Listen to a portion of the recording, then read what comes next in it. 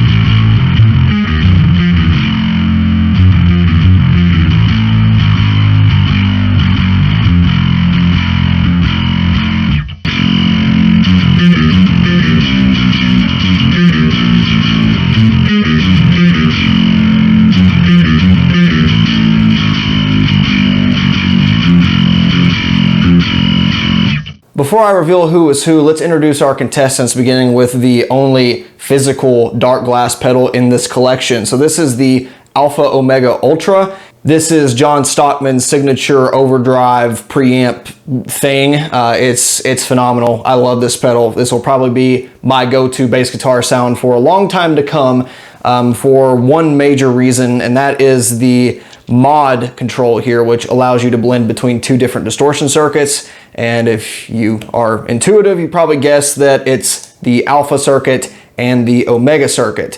Now, for the sake of this shootout, you're actually hearing both of those hard pans. So one of those is just the Alpha, one of those is just the Omega. Of course, this pedal has all sorts of cool options you'd come to expect from any of the Ultra models from Darkglass. You got direct output with a cab sim if you want it. You can load different IRs on board using the USB hub. You got a headphone out. Of course, you can just drive a regular bass amp with it if you want. Super cool for both direct applications as well as using a full-fledged 4x10, 8x10, 1x15 rig with a traditional tube or solid-state amp head. So this is actually two of the contestants you're hearing. Up next is actually another double dipper with the Neural DSP Darkglass Ultra Suite. And this is a plugin that I took a look at, reviewed quite some time ago. And I think ever since I looked at that, everything I've done that's involved a bass guitar sound, whether it be a full-fledged cover or an intro to a product review or something, every time people have complimented the bass sound, it's come from this plugin. It rocks. I love this thing. And the cool part about this, aside from including, the staples of the Neural DSP stuff that you would see in the Fortin plugins, including, its own dedicated cabinet section, a very accurate responsive UI that really reflects the real product, you also can switch between the B7K Ultra model as well as the Vintage Deluxe Ultra. So you're hearing both of these in those sound snippets that you just listened to. The EQ profiles will be exactly the same. That way you can hear what the distortion is doing, how the voicing is different between the two, but everything else was identical in terms of the attack switch, grunt switch, where the mids and low mids and all that was set. Although this is just a software representation of the B7K and Vintage Deluxe, there is no doubt that you can transfer the settings or similar impulse response onto the physical pedal and get pretty much identical results. These are really well modeled to the point that I bet none of you could really tell which one was which, just based on the sound quality alone. They really nailed it with this. That finally brings us to the Fractal Audio Black Glass Drive model that can be found on the AX8, the AXFX2, and the AXFX3. This is, of course, Fractal Audio's version of the B7K, although it does lack some functionality to the point that I actually had to put a filter in front of it to mimic what the grunt and attack switches are doing here. It's not exactly perfect, but it's better than it is in its standalone model. And after doing this shootout, there's actually a few other things I think I could have done a bit better. The sound is definitely there, but it does lack some functionality in terms of not being able to transfer your settings like for like. But of course, we'll get into that after the results. So with that said, let's pull back the curtain and see who was who.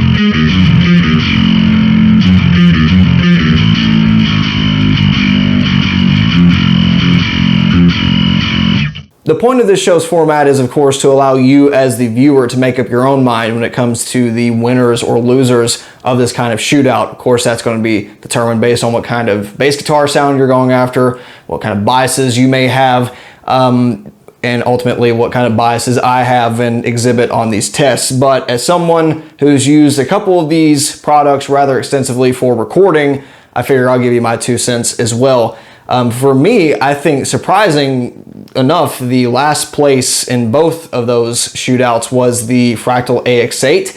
And it's not necessarily because of the hardware itself, it's because really how the model works. That's not to say it's a bad drive model. I use it in practically all of my bass guitar patches, but it doesn't work the same way as you'd be able to use the physical pedal in a standalone fashion. And that's why I often pair it with another bass amp model and a cab block to fill out some of those frequencies, be able to tweak some of the stuff that you just can't do all within that one block. For instance, you only have a bass middle treble control. Obviously you have bass, 2 mids, a treble, and you can change the high and low mids on this version of the pedal with stuff like the Alpha Omega Ultra, and some of the heads you have a graphic EQ, so you can add that afterwards if you want. But for this shootout, I kind of wanted to show what they do in their own little standalone ecosystem. You also are missing stuff like the attack and grunt switch, which kind of shows up as the bite and growl here, which is a boost at those critical, bass and high mids frequencies. And for that, you kind of have to do some tweaking beforehand. In my opinion, though, the Fractal audio interpretation is best served as just an additional palette of distortion sounds, and then you can use other blocks to kind of tame frequencies here, boost frequencies there in both post and pre.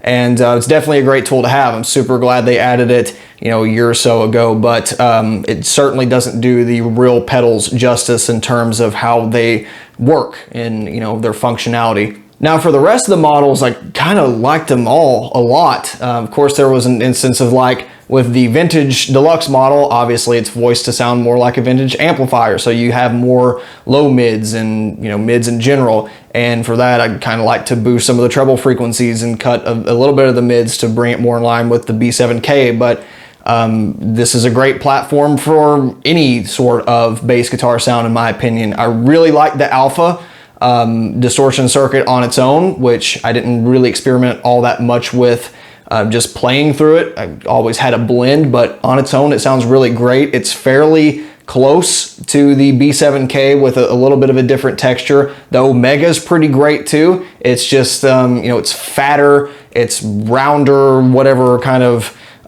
extraneous adjectives you want to use to describe it, but it's kind of boomy, but it's not in like the bad, inarticulate, muddy kind of bass sound way. It's really nice and pleasant to hear. It's very musical. And of course the B7K is, it's the B7K. It's Darkglass's bread and butter as far as I'm concerned, and it's a great all-around platform. If you had to pick one, I think this would definitely be a good place to start. For me, I wanted something a little bit different, which is why when I chose a physical pedal, I wanted the Alpha Omega to kind of complete my tone palette. In a way, the Alpha Omega is kind of analogous to the relationship between the B7K and Vintage Deluxe, although the texture is a bit different between these two circuits, whereas they're more similar there. It's more of just like a voicing thing.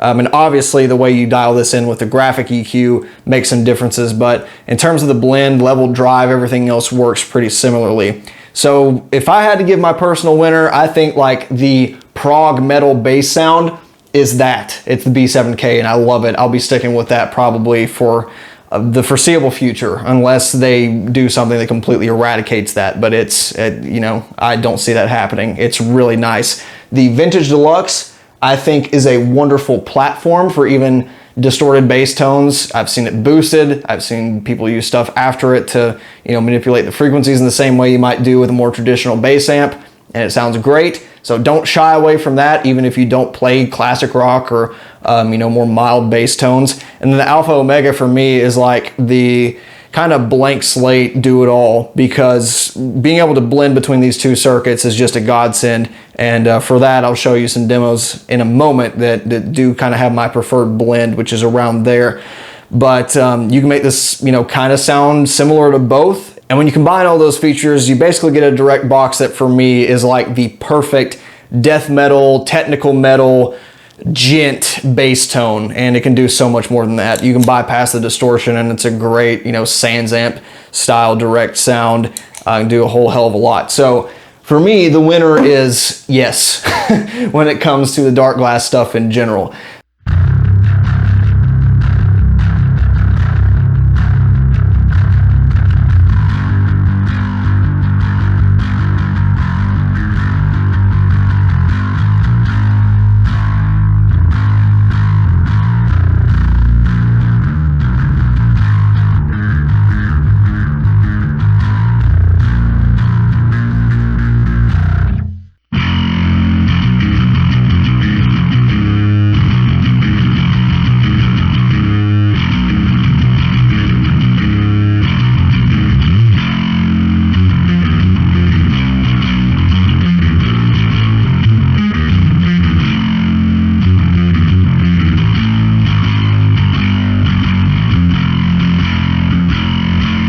Frankly, my biggest problem when it comes to Darkglass products are that they're so damn popular right now. And it's not a bad thing for them, it's just that I like to see more variation when it comes to music products. You know, a lot of the times, if everyone's using the same amp, everyone's using the same guitar, then you kind of stagnate when it comes to the sounds you hear, and sometimes even creatively. But they're so versatile, they're all good sounds, really great value propositions, are easy and intuitive to use. It's really hard to, you know, question or be mad at the situation. So, you know, I applaud them. It's great to see the innovation they've done over the past 10 years-ish. But, you know, I hope we continue to see that in other areas and from other companies as well. But if I had to recommend in terms of a live or even studio sound, I'd say play around with multiple of these. You know, I liked tracking something just full with the alpha circuit and then panning to the omega circuit, maybe change the EQ a bit. You can always blend that in the DAW after the fact to get kind of some different tones. I think blending the vintage and the B7K sounds really good. And, you know, I'd love to see a massive floorboard where you can blend between all sorts of different distortion circuits and graphic EQs and all that stuff. That would make me extremely happy. So yeah, I mean, really what you need today for a good bass guitar sound is a decent bass, this, maybe an EQ pedal before it if you really are particular about frequencies that aren't covered somewhere else, maybe a compressor if this doesn't quite squash it in the way you want. That's it. I mean, you can fit it in a backpack now, and that's super cool. So that pretty much does it. Hope you found that enjoyable, at least somewhat valuable. Any questions, comments, as always, please leave them down below, and we will see you next time. Bye.